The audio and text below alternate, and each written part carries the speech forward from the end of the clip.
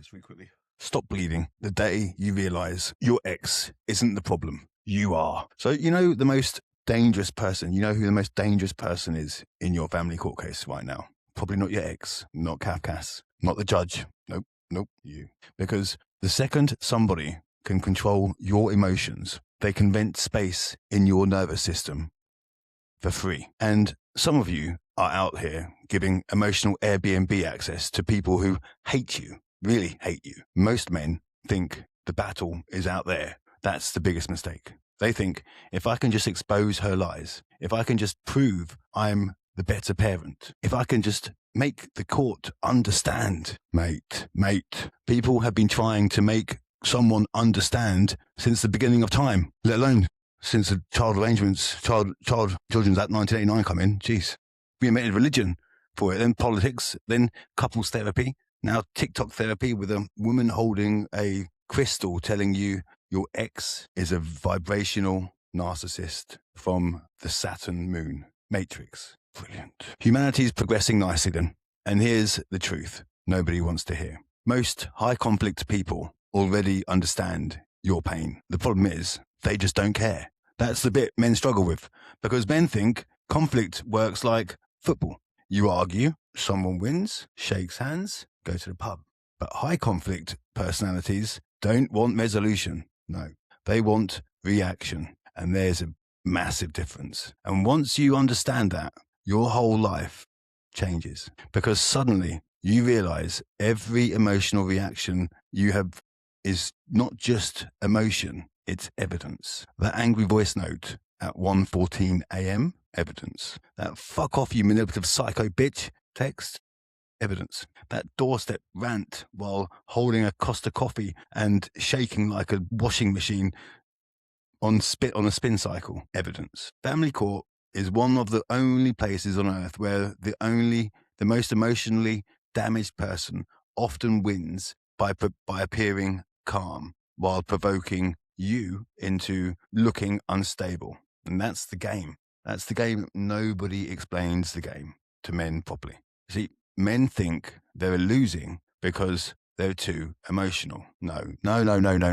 You're losing because you're emotional with the wrong people. Again, there's a difference. Because emotion itself isn't a weakness. Emotion is human, and you need to be human. But unmanaged emotion around manipulative people, no. That's like walking into a lion's enclosure covered in barbecue sauce. Technically brave, strategically questionable. And this is where it gets dark, really dark. Some people don't need to destroy you directly. They just need to keep you emotionally activated long enough for you, that's right, for you to destroy yourself. And that's the trick. And that's why they provoke. And that's why they delay. And that's why they send messages at weird times. That's why they make accusations right before handovers. And that's why they poke and poke and poke and poke. Not because they're trying to communicate, no. Because they're trying to trigger you. And there's a difference between a conversation and baiting. And some of you are swallowing the hook, the fishing rod, and the bloke holding it, and then wondering why your life's upside down. The mad thing is, your nervous system doesn't know the difference between a tiger and a WhatsApp notification from your ex. And that's how primitive the brain actually is. Your body reacts like, we're under fire, we're under attack, get down. Mate, calm yourself. It's Sharon from fucking Basildon typing in a capital letters. Calm down. But biologically, cortisol floods your body, adrenaline spikes, your prefrontal cortex, the rational part of your brain, goes offline totally. So now you're not strategic, you're survival based. And survival mode creates terrible decisions, really bad decisions. And you know how many men ruin their actual cases in the first 90 seconds after being triggered? Loads, because of anger, because anger loves urgency. Anger says, reply now, defend yourself now. Tell them what you think now. Tell them what they really are now. But wisdom pauses. That's why one of the most important things you can ever do and learn from is this. Silence is not weakness. It's not weakness. Silence is psychological control. You know who hates silence? Manipulative people. Because silence gives them nothing to work with. No evidence, no escalation, no emotional fuel, just emptiness. Emptiness. And narcissistic people hate emotional starvation. They need reactions like vampires need blood. That's why grey rock works. Not because it's passive, but because it's boring. And manipulative people cannot stand or survive boredom. They need chaos, and chaos is their oxygen. And that's why some of you keep losing energy trying to explain yourselves to people committed to misunderstanding you anyway. Think about that. Just think about that. They are committed to misunderstanding you regardless. That's like trying to teach algebra to a pigeon. The pigeon's not confused. It doesn't care. But men stay trapped because of ego. And this is the bit that gets really uncomfortable. It's the uncomfortable truth moment. A lot of you aren't addicted to the relationship. Not anymore. You're addicted to the emotional intensity. And that's harder to bear here because chaos becomes chemically familiar. Your nervous system gets conditioned to conflict. So peace starts feeling uncomfortable. Silence feels suspicious. Calm feels boring. Stability feels empty. You ever notice some people can't go 2 days without drama? That's not personality. That's dysregulation. Wearing fake eyelashes. And social media's made it worse. Now everybody's performing their trauma online like Britain's got emotional damage. And here's 14 signs your ex is a covert narcissist. And here's 9 signs your cat is gaslighting you. Here's 4 signs your toaster lacks empathy. Fantastic. We're healing beautifully as a society though, aren't we? Here's what nobody tells men. Nobody. Watching 400 hours of narcissism videos at 2 a.m.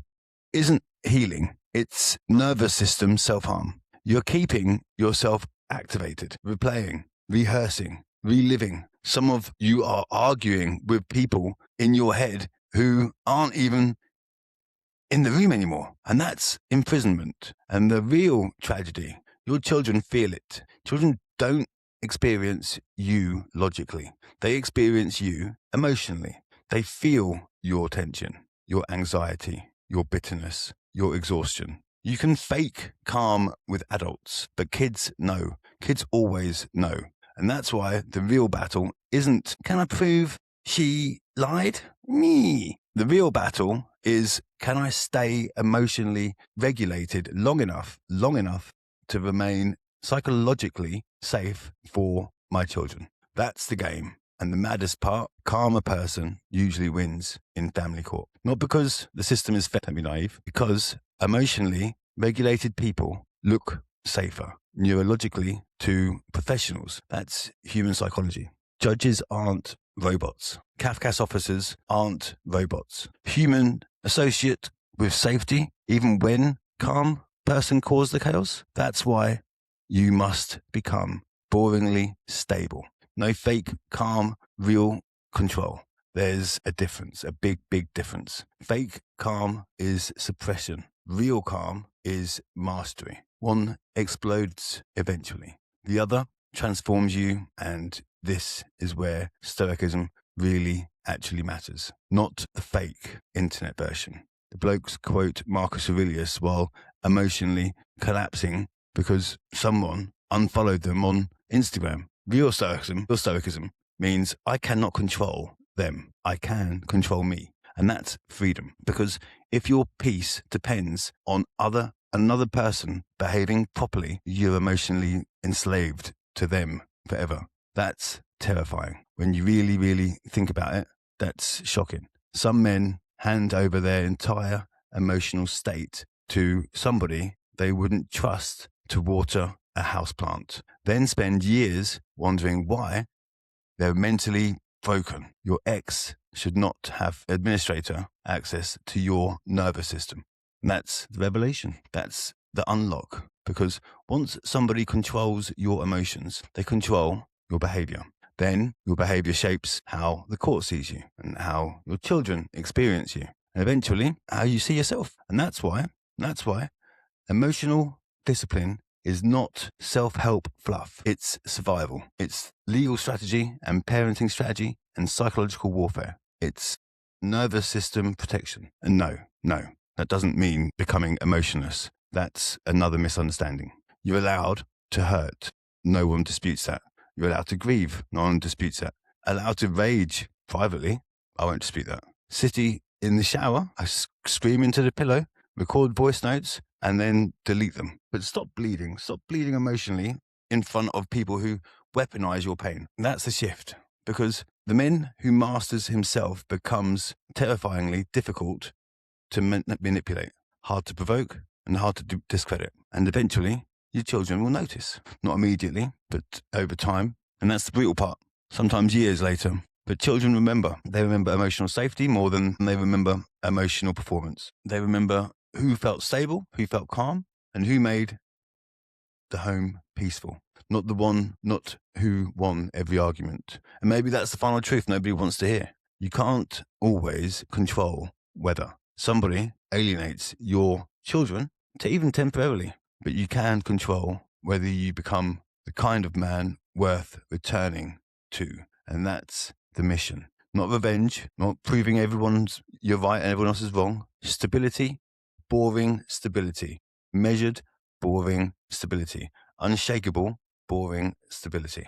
Because eventually the chaos exposes itself, but only if you stop joining in. And the moment manipulative people lose emotional access to you, they lose almost everything. And that's the crazy part.